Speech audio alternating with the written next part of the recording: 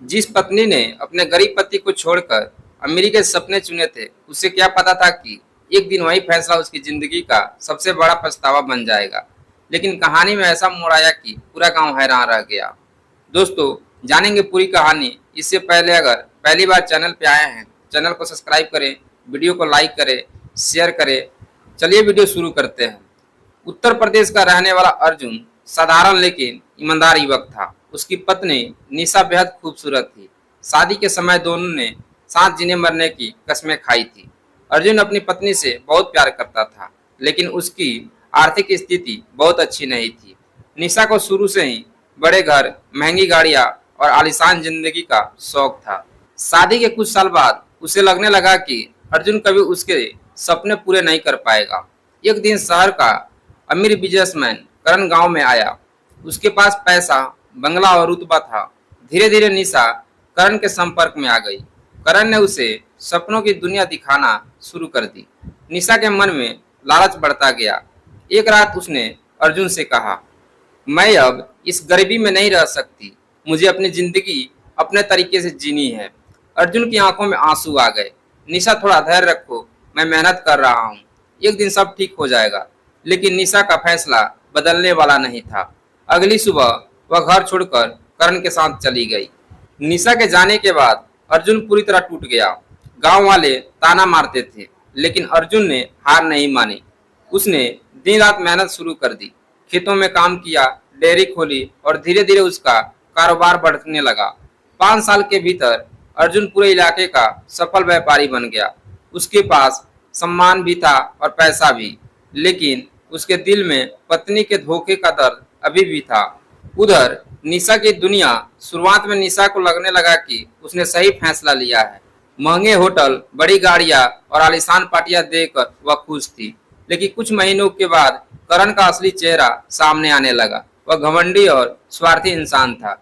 उसके जीवन में कई और महिलाएं भी थी। निशा को समझ आ गया कि करण को उसने प्यार नहीं, सिर्फ उसका इस्तेमाल करना आता था। एक दिन करण ने साफ शब्दों में कह दिया, अब तुम मेरी जिंदगी से चली जाओ। निशा को पैर तले जमीन खिसक गई। जिस इंसान के लिए उसने अपना घर छोड़ा था, उसी ने उसे अकेला छोड़ दिया। करण के जाने के बाद निशा के पास कुछ भी नहीं बचा।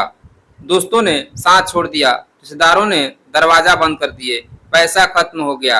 अब उसे हर पल अर्जुन की याद सताने लगी। उसे याद आया कि अर्जुन ने कभी उसकी आंखों में आंसू नहीं आने दिए थे। लेकिन अब बहुत देर हो चुकी थी। 7 साल बाद निशा वापस गांव लौटी। वह पहले जैसी खूबसूरत और आत्मविश्वास नहीं रही थी। चेहरे पर पछतावा साफ दिखाई दे रहा था। जब वह अर्जुन के घर पहुंची तो हैरान रह गई। वह छोटा सा कच्चा मकान अब एक बड़ा और सुंदर घर बन चुका था। गांव में हर कोई अर्जुन की इज्जत करता था। निशा कांपते हुए अर्जुन के सामने पहुंची। अर्जुन ने उसे देखा। दोनों कुछ देर तक चुप रहे। फिर निशा रो पड़ी, अर्जुन, मुझे माफ कर दो, मैंने बहुत बड़ी गलती की थी। अर्जुन शांत था। उससे ने कहा, गलती इंसान से होती है, लेकिन कुछ फैसलों की कीमत पूरी जिंदगी चुकानी पड़ती है। निशा फुट फुट कर रोने लगी। तभी अर्जुन ने एक ऐसी बात कही जिसकी उम्मीद किसी को नहीं थी। उसने कहा, मैंने तुम्हें माफ कर दिया है।